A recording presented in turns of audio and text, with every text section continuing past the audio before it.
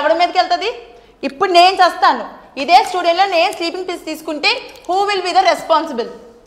చెప్పండి సార్. మీరు ఒక ఆడపిల్లకి జరిగిన అన్యాయం కన్నా జరిగిన అన్యాయమా సార్? రూమ్లో నేను దొరికానా, ఆడు దొరికాడా? ఏం మాట్లాడుతున్నాడు సార్ వాడు? ఆ జీవితం నాశనం అయిపోయిందండి.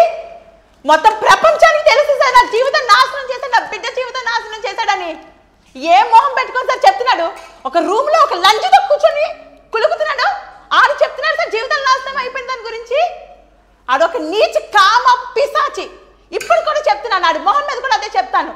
వాళ్ళ నాన్న, వాళ్ళ అమ్మ, వాళ్ళ చుట్టాలు అందరూ నాకు చెప్పిన విషయం. ఒక కామ పిశాచిని పెళ్లి చేసుకున్నావు, ఒక రెస్పాన్సిబుల్ లేని ఇడియట్ని పెళ్లి చేసుకున్నావని. ఈడొచ్చి చెప్తున్నాడు పతివ్రత కబుర్లు. కూర్చొని ఎన్నైనా చెప్తాం, ప్రూవ్ చేయమనండి. సీసీటీవీ సర్వేలెన్స్ ఆయన దగ్గర కూడా ఆధారాలు ఉన్నాయి, అవసరమైనప్పుడు ఆధారాలు కూడా బయట పెడతానంటున్నారు.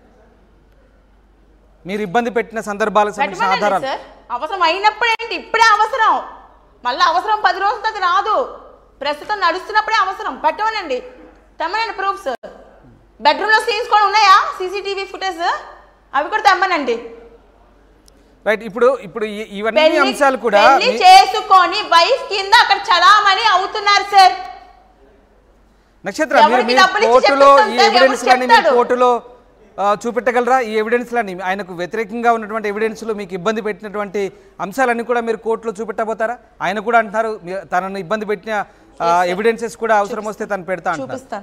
మీరు ఎందుకు పెట్టలేకపోతున్నారు మరి? మీరు కోర్టులో ఇప్పుడు 3-4 ఏళ్ళుగా కోర్టులో నాంతూ వస్తుంది కదా, ఎవరు పెట్టలేకపోతున్నారు? మీకు మీ దగ్గర ఉన్నటువంటి ఎవిడెన్స్ని మీరు ఎందుకు కోర్టులో ప్రొడ్యూస్ చేయలేకపోతున్నారు సార్? ఇప్పుడు ఒక మనిషిని ఒకడు మర్డర్ చేస్తాడు సార్, ఎవిడెన్స్ వెంటనే దొరికేస్తాయి సార్. పోలీసు సెర్చ్ ఆపరేషన్ చేయరా సార్? ప్రూఫ్లు వెంటనే క్లూస్ అన్ని దొరికేస్తాయా? ఒక ఆడపిల్లని సార్, అది ఎక్కడ ఉంటున్నాడో ఎవరి ఇంట్లో ఉంటున్నాడో కూడా నాకు తెలీదు. నేను వెతకదా సార్? నాకు తెలియదు సార్. నేను ఏ రోజు వెతకలేదు. నా కాళ్ళ దగ్గరికి వచ్చే నీ మొగుడు ఇలాంటి ఎదవ్వ అని చెప్పిన జనం ఎంతో మంది. ఈరోజు నాకు తెలిసింది అడిగి ఈ అమ్మాయిని పెళ్లి చేసుకుని ఉంటున్నాడని. నాకు ఇప్పుడే తెలిసింది. ఈ విషయాన్ని ఈ మధ్యనే నేను తెలుసుకున్నాను. కాబట్టి ఇప్పుడే నేను వచ్చాను బయటికి సార్. నా నోటి మాటతో నేను ఆ రోజు కూడా రాగలను. నాకు ప్రూఫ్ లేకుండా మీరు అందరూ నమ్ముతారా సార్? నా నోటి మాటతోని మీరందరూ నమ్మగలరా? నమ్మరు సార్. నోటి మాట ఆరోపణ అంటారు, నిజం చూపించినదే సార్. నేను చూపించాను.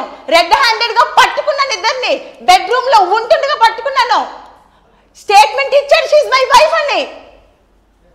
ఆ నీచుడు మాట్లాడుతున్నాడు సార్ న్యాయాల గురించి. రైట్. అంటే కోర్టులో ఎందుకు వీటిని మీరు చూపించలేకపోతున్నారు, ప్రూవ్ చేయలేకపోతున్నారు? ఎంక్వైరీ అంతా కూడా కాలేదు కానీ సార్, హియరింగ్ రాకుండా నేను కోర్టుకి వెళ్ళి ఏం చూపించాలి సార్? నా హియరింగ్ రావాలి, జడ్జి గారు నన్ను పిలవాలి, నీ దగ్గర ఉన్న ప్రూఫ్లు సబ్మిట్ చేయమా అంటే కదా నేను వెళ్ళి సబ్మిట్ చేస్తాను. కోర్టు దగ్గరికి వెళ్ళి నేను కూర్చొని నేను సబ్మిట్ చేయాలి నా ప్రూఫ్లు అంటే నా ప్రూఫ్ తీసుకుంటారా సార్?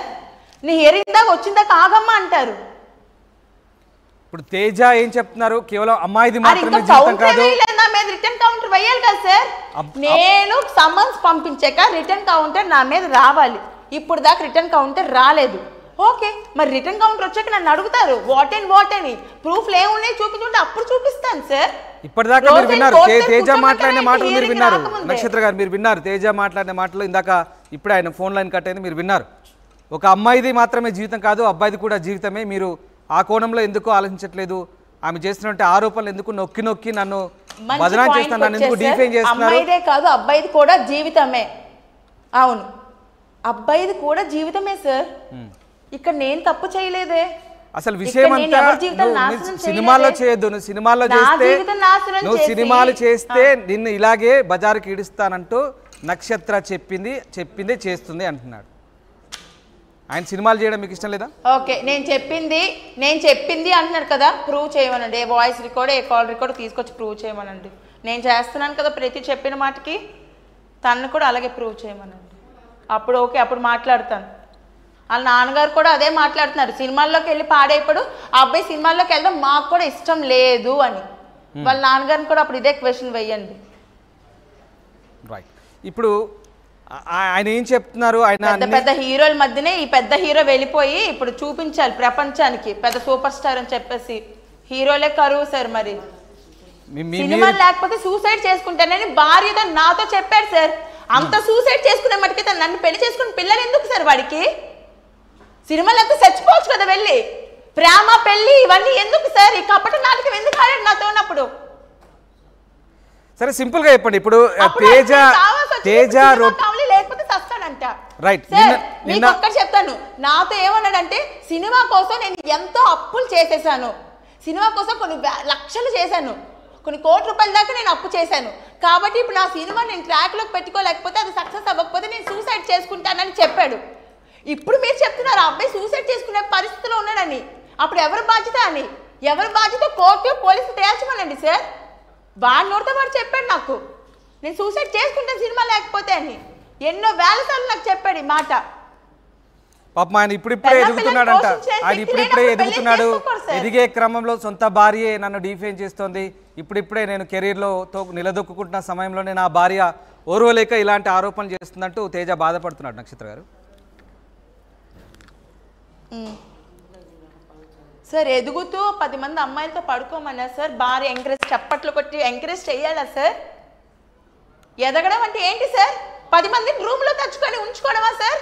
లేదంటే చట్టపరంగా డివోర్స్ కాకుండా పెళ్లిళ్ళు చేసుకొని అమ్మాయిలతో రూములో కులకడమా సార్ ఎదగడం అంటే? ఏ రకంగా సార్ ఎదగడం అంటే? ఏ రకంగా ఎదగడం సార్? దానికి ఆన్సర్ ఇవ్వలేను సార్. రైట్, అంటే మీరు కోర్టు వాయిదాలకు ఎందుకు వెళ్ళలేదు? మొన్న 10 రోజుల కింద ఏదో కోర్టు వాయిదా ఉంటే మీరు ఎందుకు వెళ్ళలేకపోయారు?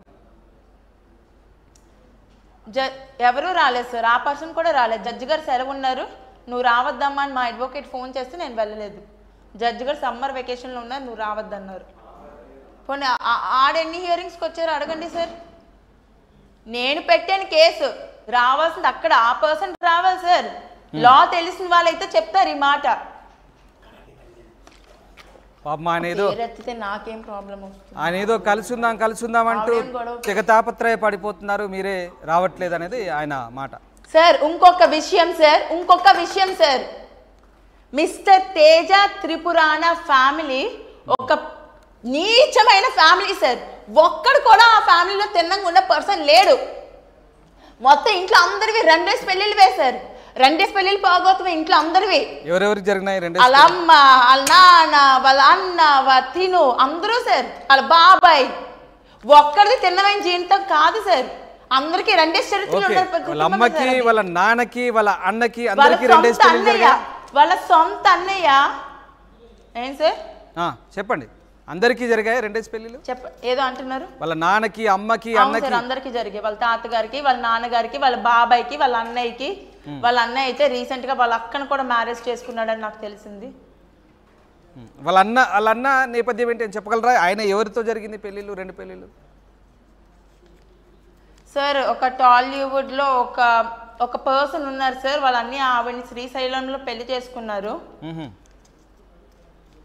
శ్రీశైలంలో పెళ్లి చేసుకుని 12-13 ఇయర్స్ ఆవిడతోనే ఉన్నారు సార్. దాని తర్వాత వాళ్ళకిద్దరికి ఏ డిస్టర్బెన్సెస్ వచ్చాయో తెలియదు. వాళ్ళు విడిపోయారో వాళ్ళు ఉన్నారో కలిసి ఉన్నారో నాకు తెలియదు. దాని తర్వాత సొంత అక్కతో రిలేషన్లో ఉండి అమ్మాయిని మ్యారేజ్ కూడా చేసుకున్నాడు అని నాకు కొన్ని ఫ్యామిలీస్ నుంచి